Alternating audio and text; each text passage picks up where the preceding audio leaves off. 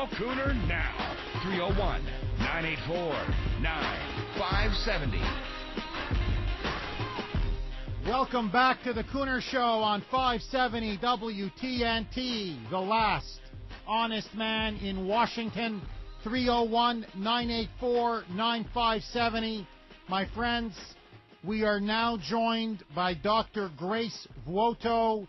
She is the executive director of the Edmund Burke Institute. It is one of Washington's premier conservative think tanks. I also happen to be the president of EBI as well. Dr. Grace Vuoto has a mesmerizing must-read opinion column. You can go to edmundburkeinstitute.org.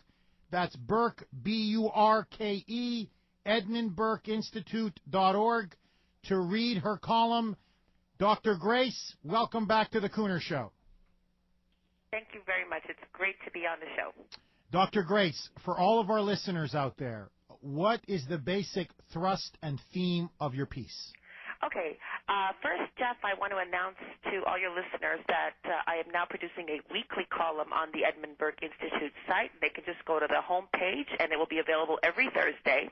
Today's topic is the Supreme Court throws Christians to the lions. This is an incredible ruling that has just come down from the Supreme Court, which really has my blood boiling, and I think members of Kuhner Country will agree. Basically, there was a case between a Christian legal chapter at the University of California, at the Hastings College of Law, versus the dean of that college. And essentially, the Supreme Court ruled that that chapter was not recognized, that it should not have been recognized. Now, let me backtrack a little bit. Essentially, in 2004, the dean of the College of Law said that a specific Christian group on campus would not be given official recognition by the university. And the reason for that was because the Christian organization had outlined that there is a membership criteria. That membership criteria would be to accept the statement of faith of the organization and also to promise to adhere to the moral codes and values of the organization. So the dean... Now, hold on. Now, and those moral codes were what? No premarital sex? No premarital sex, no homosexuality. No homosexuality. Now, this is what got them really in trouble.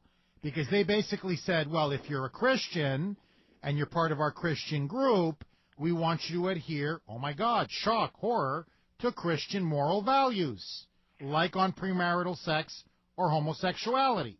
That's correct. You know, and CLS has defended its position and said that, you know, it's not like they're going to police the members' morals, but basically they didn't want anybody in the chapter to be publicly advocating for any of those things. I got you. So the Christian Legal Society... Even if you were a gay or lesbian and you wanted to join, they would have permitted you to join, possibly as long as you kind of, you know, did not publicly advocate any of those practices. So, I mean, it was really quite mild. And yet the dean said, no way, we are not giving you official recognition. And you know what? The Supreme Court recently ruled that the dean was right. That is absolutely despicable. Okay, so in a 5-4 decision, the Supreme Court said the dean is right, meaning now that the Christian Legal Society, this group, is now what? Not entitled to funding? Not entitled to all kinds of other perks and privileges that other campus groups have, correct? Correct. And basically, that's what it is to be officially recognized by the university. You have access possibly to funds, but you can use their boardrooms, their conferences, you can use their email lists, what, you know, college kids do all the time. In fact, I led one of these societies myself when I was a college professor called the William Chancellor Society. And obviously, it's really, really important to get public recognition because you do get all kinds of privileges because it's a chapter. It's a chapter to benefit the students. So they were basically shunned. They were denied official recognition. And the Supreme Court has said that the university was allowed to do this as long as they did it in an even-handed manner, in a neutral way. Well, this begets the very fact that there were 60 other campus groups on campus. You know, there were 60 other campus groups, and so many of them had membership criteria. And, you know, the dean was obviously not behaving in an even-handed way. Well, apparently there's a Muslim group society, and so the criteria is you have to be a Muslim. and you have to adhere to Muslim values. But that's okay. There are gay and lesbian groups on society. They say basically you have to be gay or lesbian. That's okay. But if you're a Christian society, then no, that's not okay. And so the point that you make is that's almost like now saying, well, if you're a Republican group, you have to admit Democrats. If you're an animal rights group, you have to admit fur hunters. In other words, they're forcing Christian groups, correct me if I'm wrong, to admit people that are actively hostile to Christian values.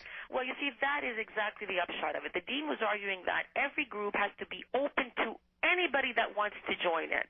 But obviously this is being applied, in an uneven way. And the upshot is this. By the Supreme Court ruling on the side of the dean, it's basically violating the First Amendment right of those students. We have a right in the Constitution to assemble with whomever we please.